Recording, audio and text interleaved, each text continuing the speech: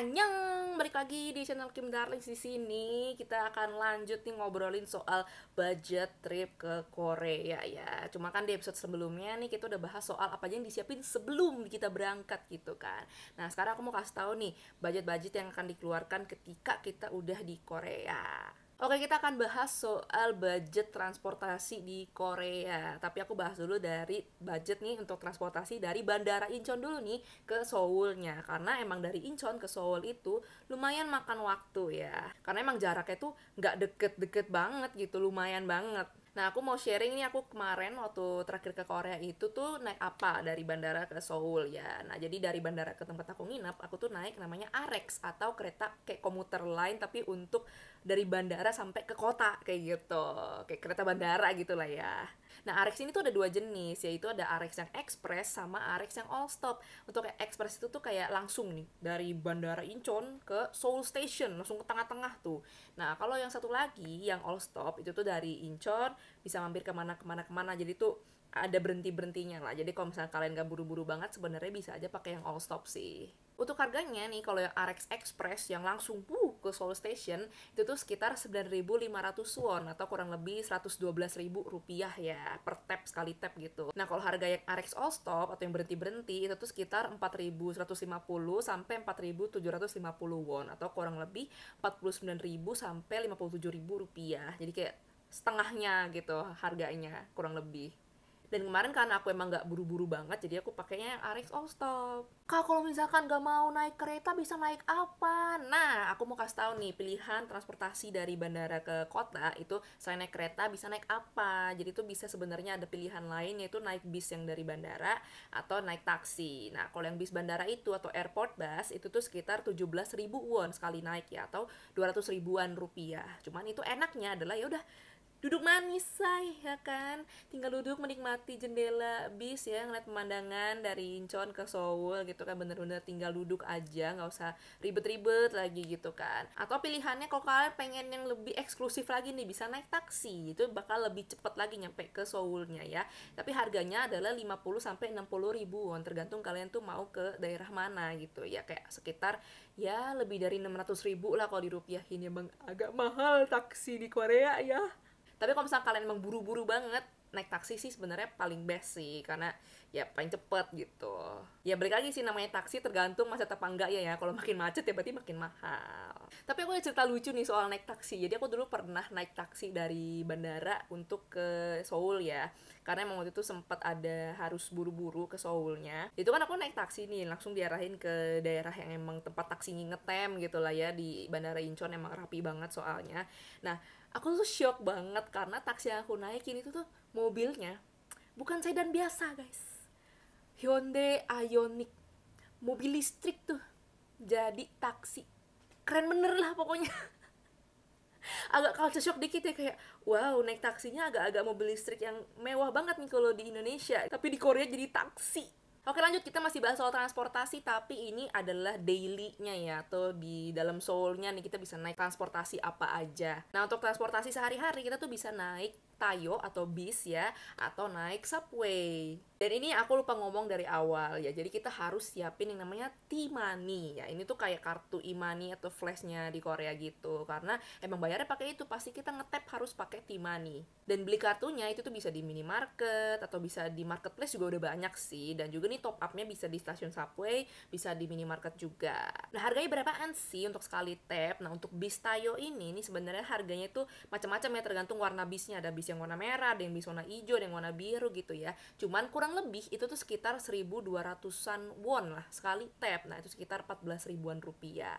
Nah, kalau naik subway itu tuh sekitar 1.250 won atau 15 ribuan rupiah nih sekali tap. Jadi emang tergantung nih, kalau misalnya kalian sering mondar-mandir nih naik bis atau transportasi umum, itu tuh bakalan makin banyak tapnya. Jadi sebenarnya menurut aku nih transportasi umumnya itu lumayan murah banget ya dibanding kalau misalnya kita kemana-mana naik taksi di Korea. Nah, kemarin seminggu di Korea itu aku habis kurang lebih 40 sampai 50 ribu won atau sekitar 500 ribu 600 ribu rupiah.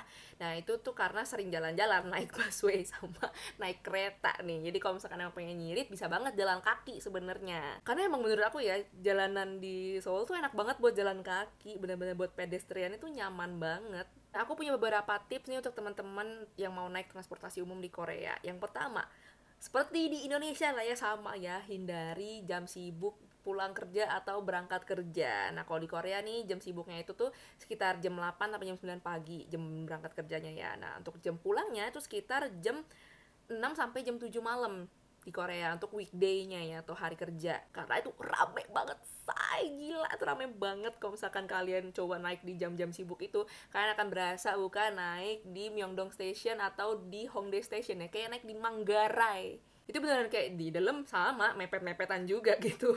Tips kedua, aku saranin untuk download Naver Map sama Kakao Map, karena itu sangat sangat sangat dibutuhkan kalau misalkan kalian pengen jalan ke suatu tempat di Korea ya, karena Google Map kurang oke di sana menurut aku. Nah, paling oke banget tuh Naver Map sama Kakao Map. Contoh misalnya kita dari Myeongdong mau jalan ke Kwangya Seoul gitu kan. Nah, kalian tinggal cari aja Kwangya Seoul, akan lebih baik kalau misalnya kalian bisa pakai Hangul. Itu tuh kalian tinggal cari dan kasih tahu nih, kalau dari Myeongdong ke Kwangya Seoul tuh bisa naik bis atau naik kereta yang mana, jaraknya berapa lama kira-kira, dan harga yang akan dikeluarin kira-kira berapa duit. Pokoknya bener-bener mantep banget tuh aplikasi. Selanjutnya aku mau bahas soal biaya makan di Korea. Kalau dari pengalaman aku, itu tuh sekali makan di Korea itu sekitar 10 sampai 15 ribuan per hari ya, atau sekitar kurang lebih 120 sampai 180 ribuan lah per hari. Tapi tergantung apa yang kita makan juga ya. Dan terakhir selama di sana tuh aku karena emang ya udah pernah ke Korea kan, jadi kayak nggak terlalu ngebet-ngebet banget juga untuk makan di restoran yang gimana-gimana. Jadi aku sering banget makan di minimarket, karena nggak tahu kenapa menurut aku tuh menarik aja gitu makanan minimarket di sana. Kayak ada onigiri gitu, ada kimbap, ada bahkan ada doshirak atau ada kayak lunchbox juga. Dan harganya tuh starts from kurang lebih 2 ribuan lah, atau sekitar 14 ribuan per makanannya. Dan itu kayak irit dan kenyang banget kalau misalnya kalian pengen backpackan atau pengen ngirit di situ. Tapi kalau misalnya kalian pengen yang makan yang lebih oke gitu ya, nggak yang minimarket banget. Nah, standar harga makanan di Korea nih kayak di restoran atau di kafe-kafe itu jajan-jajan ya, itu tuh dimulai dari sekitar 5 ribuan ya. Itu ada menu yang 5 ribuan, ada yang menu yang 7 ribuan. Pokoknya kisarannya segitu sih, 5 sampai 7 ribuan per makanannya atau per minumannya. Kayak kurang lebih 70 ribuan sampai 80 ribuan rupiah lah sekali makan berarti. Dan kalau kafe sih sebenarnya ya, kalau ngomongin kafe ya banyak banget macam-macam kafenya, mau dari yang murmer, super murmer sampai yang lumayan mehong itu ada di Korea. Kemarin itu aku sempat mampir ke coffee shop gitu namanya Mega Coffee. Itu kayak kalau di Indonesia tuh mirip-mirip Janji Jiwa, kopi size-nya gede gitu, beneran kayak gelas large gitu ya. Dan itu harganya cuma 2 ribuan won doang. Mega Coffee best. Nah, tapi itu kalau misalkan pengen ngopi atau ngafe di tempat yang kiowo gitu ya, ada yang kisarannya sekitar 3 ribu sampai 4 ribuan starts from ya, dimulai dari harga segituan.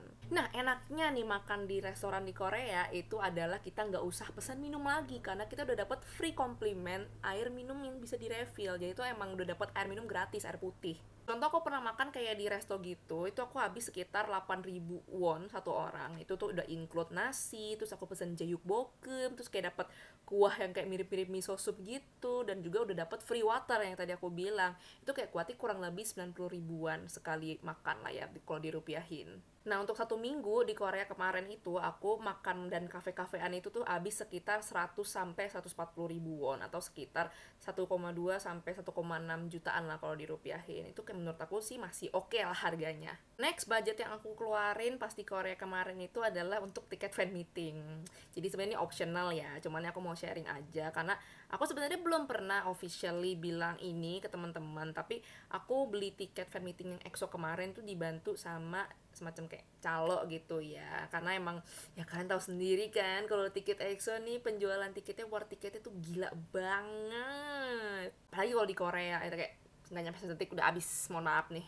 Dan itu tuh total kurang lebih aku habis sekitar 240 ribuan won lah, atau sekitar 2,8 juta, nggak nyampe 3 juta pokoknya, tapi worth it. Nah, sebenarnya ada biaya lain-lain kayak jajan atau pergi ke tempat wisata, itu tuh balik lagi ke diri kita sendiri ya. Kita mau ke tempat-tempat kayak apa, kita mau beli jajanan atau mau beli oleh-oleh kayak apa, itu balik lagi ke diri kita. Cuman aku mau share beberapa contoh harga aja nih untuk tempat-tempat wisata. Kayak aku tuh kemarin itu pergi ke Myeongdong, ke Hongdae, ke Kwangya Seoul, ke Dongdaemun, terus juga ke Hanok Village, dan banyak lagi sih sebenarnya. Kalian bisa cek di highlight IG aku, itu aku ada share kok aku kemana-kemana aja. Terakhir itu tuh aku nggak terlalu ke tempat wisata wisata yang kayak Gyeongbokgung Palace atau Lotte World, Everland kayak gitu-gitu. Aku nggak ke tempat kayak gitu sih terakhir kemarin itu. Cuman kalau misalkan teman-teman pengen tahu nih kira-kira harganya berapa sih untuk tiket masuknya, nih aku kasih tahu ya, aku ngambil dari internet. Nah, kalau misalnya kalian ke Korea nih, tapi nggak ke Gyeongbokgung Palace, itu rasanya kayak ada yang kurang ya. Karena itu kayak ini beneran salah satu tempat turis yang kayak wajib didatengin banget, apalagi kalau misalkan pertama kali ke Korea gitu, biar afdol nih, beneran kelihatan kita ke Korea gitu kan. Nah, Gyeongbokgung Palace ini harga tiket masuknya itu sekitar 3.000 won atau sekitar 36 ribuan lah kalau dirupiahin. Nah, biasanya nih orang-orang kalau ke sini tuh selalu nyewa hanbok ya. Jadi emang hanboknya itu bisa disewain nih, di sekitar situ tuh banyak banget tempat rental hanbok. Dan harganya itu beragam, macam-macam banget, ada yang starts from 10.000 won per 2 jam. Nah, dan banyak banget deh. Terus Lotte World ini tuh salah satu yang belum aku sempet pergi ya ke Korea ya. Nah, itu tiket masuknya itu sekitar 59.000 won atau 700 ribuan rupiah lah untuk one day pass gitu ya. Jadi kayak dalam untuk satu harian gitu. Nah, kalau yang satunya lagi nih, Everland, itu tuh 62.000 won atau sekitar 740 ribuan rupiah untuk one day pass juga. Terus ada juga kan bisa datang ke Namsan Tower, itu Namsan Tower tiket masuknya 16.000 won atau sekitar 190 ribuan rupiah, tapi kalian bisa naik ke paling atas Namsan Tower-nya nih untuk ngeliat Seoul dari atas tuh kayak apa sih. Dan sebenarnya banyak banget tempat-tempat wisata di Korea, mau yang gratis sampai yang bayar tuh banyak banget. Kalian bisa cek aja di Google, kalian bisa nemuin banyak banget informasi-informasi seputar harga lah, cara kesananya lah, itu tuh banyak banget di internet, jadi kalian bisa coba aja Google sendiri ya.